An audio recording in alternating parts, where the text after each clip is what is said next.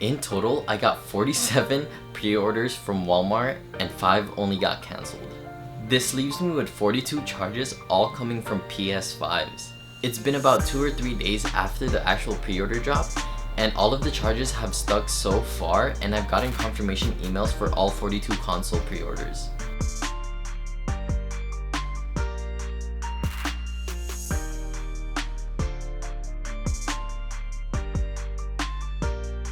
I managed to get 3 checkouts in total, all with MechPreem.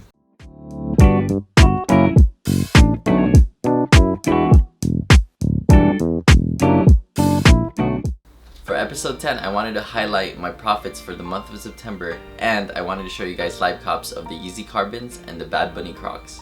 Hopefully with this episode you get some insights on how much people can make from reselling. Let's get right into it.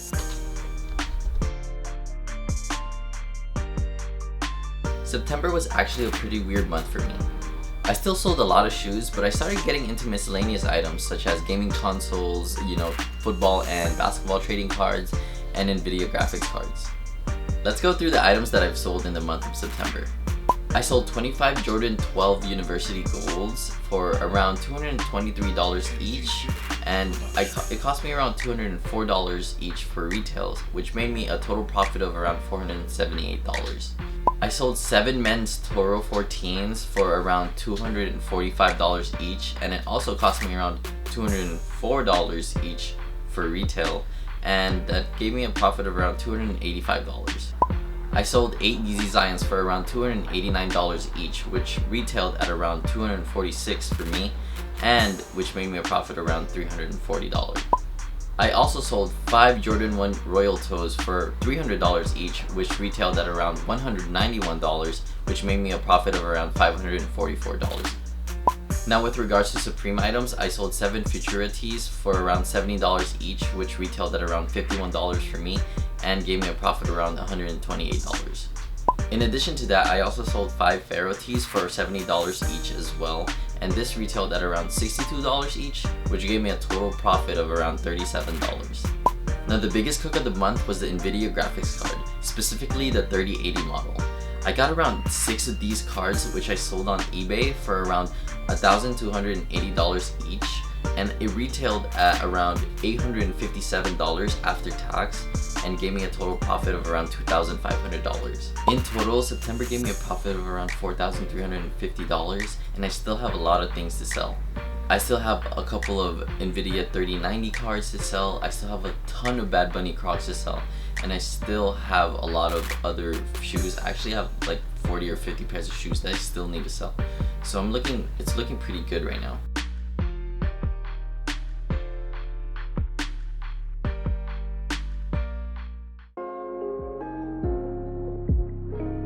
After seeing my Grateful Dead Crocs go from $300 a few days before the drop to $70 right after the drop, I was pretty scared going into this Bad Bunny drop.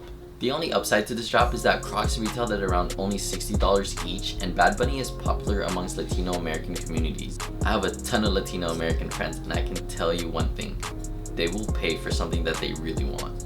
I went into the drop thinking that resale was probably around $100 or $150 and that I would expect around 1 or 3 pairs, but let's see how I did.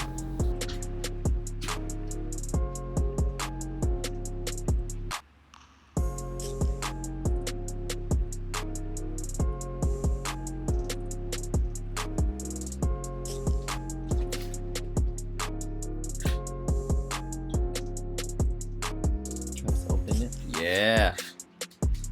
Yeah.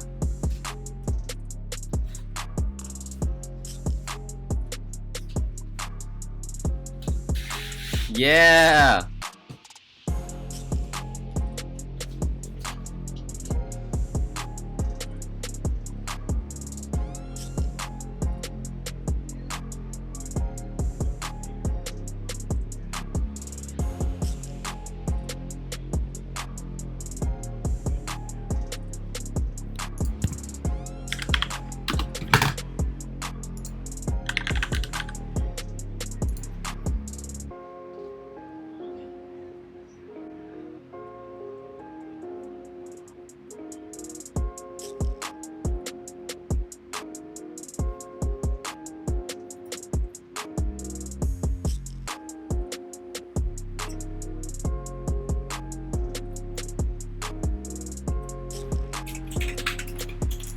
Seeing the hype and the prices go up right after the drop definitely took my worries away. I mean, Twitter was going insane for these Bad Bunny Crocs. There were a lot of people that were outraged that they couldn't get a pair.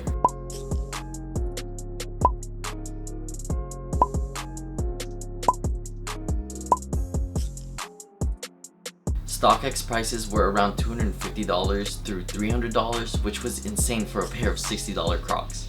I was super happy that I got 25 pairs of these Crocs. I'll be selling 23 of them, and I'm gonna keep one pair for myself and one pair for my girlfriend, who was actually bothering me the day before and woke me up all the way from across the globe just to get her a pair of these Crocs. I've already sold 8 pairs of these Crocs on eBay for around $250 each after fees. Since prices have gone down a little bit since people are getting them in hand, I still think that at worst I can sell each of those for $200 after fees. Now if we do the math, that's 8 pairs that I sold for $250 each, plus 15 pairs that I'll be selling for around $200 each, minus the retail cost, which gives me around a profit of $3,500, which is insane for a pair of Crocs. Or pairs of Crocs. I'm really happy I went hard on this drop. I was pretty hyped for this drop because I knew that the carbons were a good colorway for a Yeezy. But a few days before the drop, Pirates leaked that there was 550,000 stock worldwide, which is an insane amount, which definitely scared me a little bit. At first I planned on going random sizing, but then I, tried to play it safe a little bit and I only went for base sizes. Specifically sizes 4.5 through 7, because these were the sizes that made the most money on Yeezy models.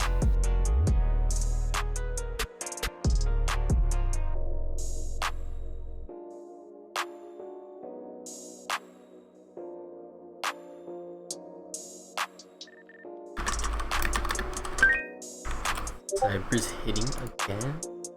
Let it run. Happens.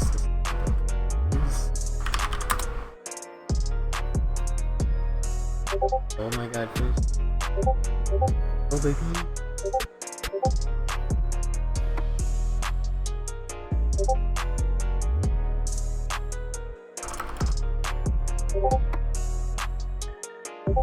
Holy kodai.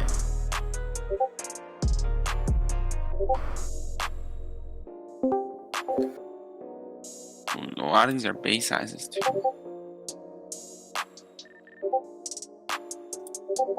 I have no checkouts on footlocker. I don't know if anyone's checking out on that. Yo, I have no checkouts. So far, champs use main footaction. For like finishline, if like I have a fuck ton of traffic, would it be even recommended to open another? Yo man, hey guys, to be honest, right?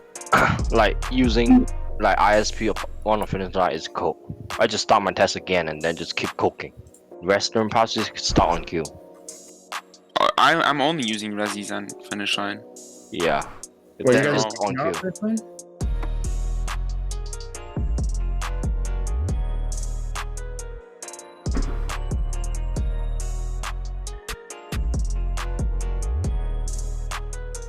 The drop was way harder than everyone thought. We got a total of 76 checkouts, mostly from finishline and a few from footsites.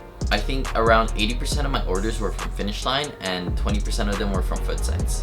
Unfortunately, I and a lot of my other friends got a ton of payment verifications from footsites, so only 2 of my orders stuck. Now for finishline, I unfortunately got no emails, and finishline has been a pain in the ass lately, and I'm pretty sure that I just got ghost orders. When I checked my cart a few days after the drop, I saw that 7 charges got stuck for finishline, but I'm really not expecting anything from them since I didn't get any emails.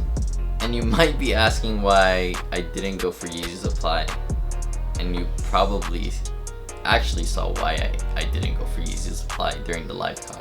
I stayed up all night setting up for the drops, and 30 minutes before Yeezy supply released, I decided to lay down in bed, get some rest, and I closed my eyes for 1 second, literally 1 second, and the world just went black, and next thing I know, I wake up at 2:30 p.m. So I definitely dropped the ball on that one. I'm confident that I can sell these 2 base sizes for $300 each locally, and they retailed at around $246, which means that I'll make around $54 each for each pair, which comes out to around $108 of profit. October is packed with drops.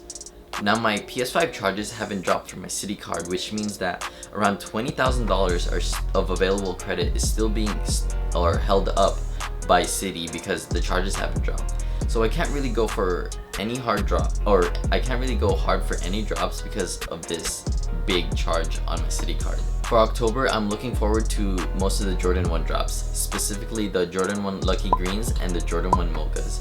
I really want to go hard for these drops and go random sizing no matter what the stock count is, because Jordan 1s always go up, and I suggest that you do the same as well. The only thing I'm really hoping for is that the PS5 charges drop, because I really need those $20,000 of available credit to use for the further releases this month. So yeah, there you have it. I hope this video helps you, get some more insight on how much money you can make reselling. I'm not that big of a reseller. I do this as a side thing, but maybe if I try to seriously get into it, I can be making double or triple the amount of profits I am now. But still, nevertheless, I hope that this video helped you out, and I hope that you can like and subscribe to my channel. I'll see you on the next one.